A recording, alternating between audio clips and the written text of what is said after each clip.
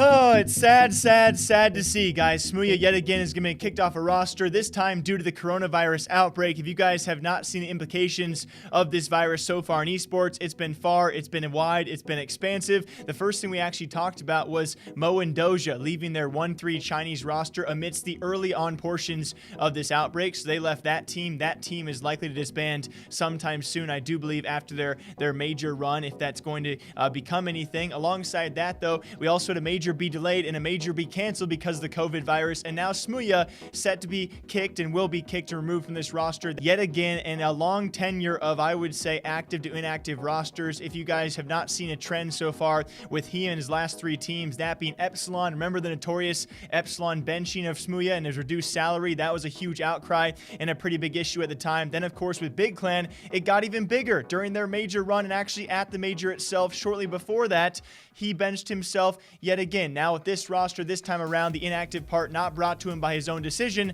but by a virus outbreak, which seemingly is just so poor time for a guy who I will say is still a great character, still a great player. I think a lot of us can see the talent this guy had, especially on this roster, and now will be off this team and outside of Flashpoint League, which, by the way, another L for Flashpoint League in the handling of all of this. Obviously outside of their control, they just lost one of the most fun people, I would say, to actually watch during this online league as well. One of the more vocal guys we already had highlight clips of in the first video of Flashpoint League we covered. It will be Smooya, guys. His long, tumultuous time in CSGO does continue. We will find out where he will go next. This is just...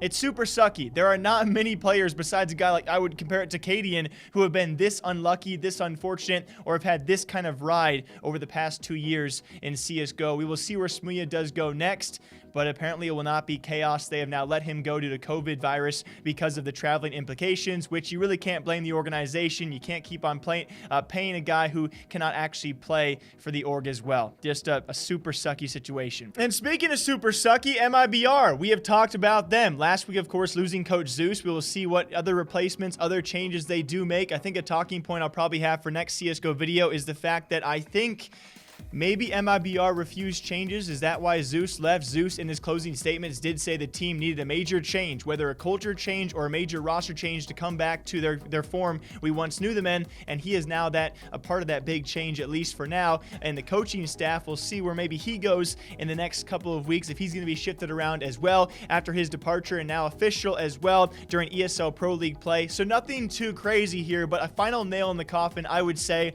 of the last however many months for MiBR. The only teams they've actually taken down on a consistent basis are the mid-tier North American teams, you know, the Envies, the Gen Gs, other teams like Chaos as well. Besides that, when it comes time for top-tier teams they have taken down, as of recently and consistently, it's been no one. Of course, now a roster change on top of that, and just a couple days back as well, losing to Furia, who I think has firmly established themselves, I would maybe fairly say, as the #1 Brazilian team. Many people, including Neymar himself, actually thinking that, posting this to an Instagram story and a Twitter so millions could see it, a little dance in his Furia jersey. I wanted to bring this point up not because MiBR is no longer the #1 Brazilian team, and maybe have not been for quite some time. I think when we first debated this, it was actually Furia had an up and down run as well. I think both teams have certainly had their inconsistencies, but I think now, at this point in time, it's a fair statement to say Furia is certainly the better performing Brazilian team out there. And along with that, when Neymar shares it to millions, it's also a pretty cool thing. And then thirdly, I actually posted this to Twitter myself, and there were a few comments out there saying that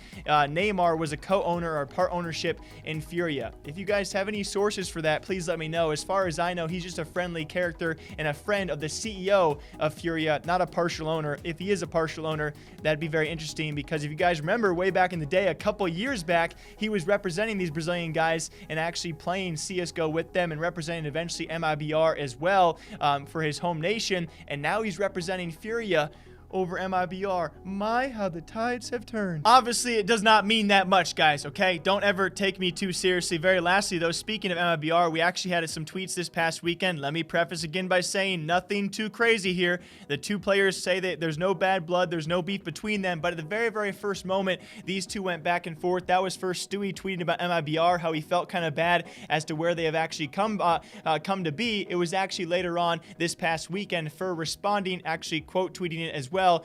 Insane. But they did respond later on, guys. No beef here. At first, when I saw this, though, it's never a good thing to see two teams clearly struggling.